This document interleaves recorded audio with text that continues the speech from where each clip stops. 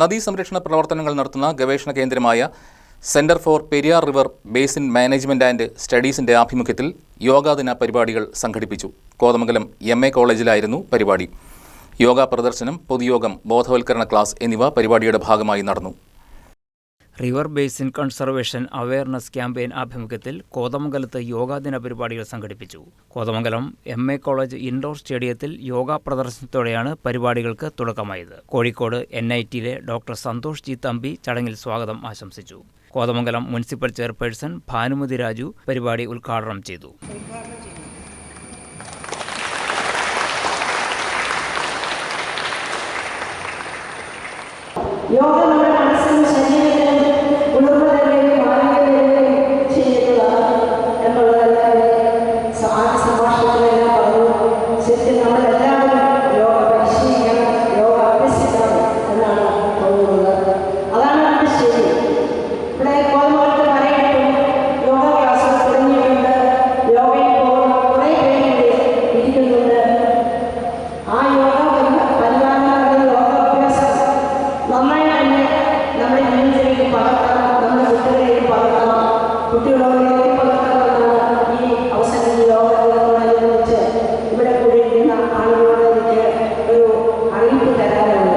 Kothamangalam block panchayat president Jessy Saju മുഖ്യപ്രഭാഷണം നടത്തി.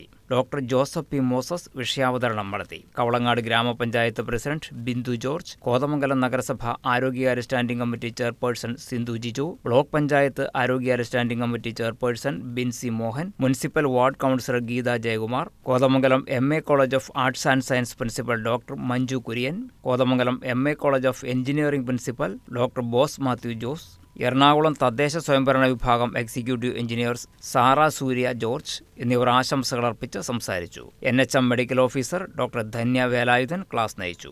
Kothamangalam homeo ആശുപത്രി chief medical officer doctor Saji John medical ക്യാമ്പിന് നേതൃത്വം നൽകി. News desk KCV news.